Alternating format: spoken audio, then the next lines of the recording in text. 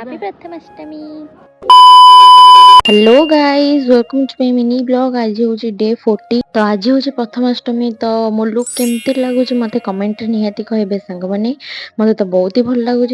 सकाल सकाल रेडी होना मु पड़ी चौरा पाखे पूजा करने। पूजा कर सारी मु मुंडिया मारी ठाकुर को बाहरी गला मुझे प्रिया आ प्रियार सांग मैंने कि बुलाबुली करने बुलाबुली करके मु घर पलि आसली। देखो आम भाई की पोज से दौची एठी मो पोज देवी को मो आगे आसी गुड़ डबा पूरी सारे। एठी मोर खरा बेले उकुणी बछा चलची। एठी मु टिके प्रथमाष्टमी विश करके निजो टिके प्रीटी फील करके मो ड्रेस टिके शो करूची आपण माननकु। तापर मोर किछि पार्सल आस जायतिला। तापर खरा बेले मु खाइली पिठा गुलाब जामुन आउ तरकारी। संध्या बेला होइतिला भी संध्या बेले हमर इपी थिला। कारण मते इपी भल लगे ना जेहेतु इपी तो रहिबो ना घरे आ किछि खाइएको नथिला। तो पिठा खाई खाई मो पेट कहीगलानी सतरे।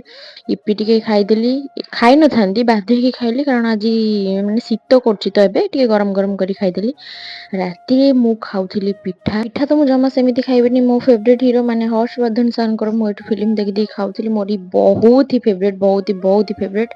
तापर राति मु मेडिसिन खाइली जमा भी इच्छा नथला खाइबे। तो खाइବାକୁ पड़िबो संग माने देह पई। एथि आज मिलबो संग माने टाटा।